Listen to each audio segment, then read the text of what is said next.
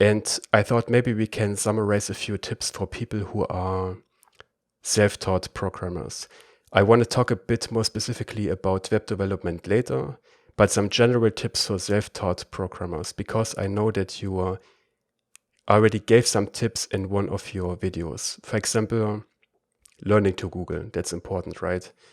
You should learn how to use Google and how to come up with solutions yourself. And from the top of your head, do you have some more ideas in mind, some more tips that people can follow when they want to teach themselves programming?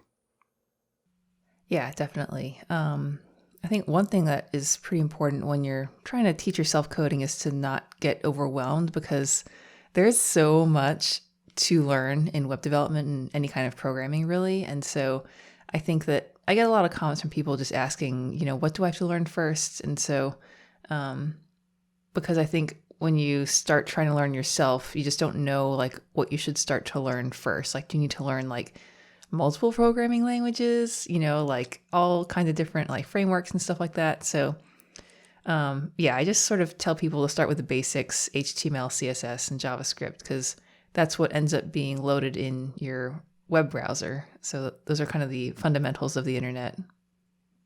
You are also a fan of, I heard you mention the term active learning. So learning by doing, basically. That's important, right?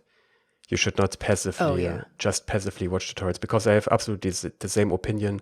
Not only is it more effective, but it's also more fun, in my opinion, to actually try to build something and not just watch tutorials and follow the instructions step by step.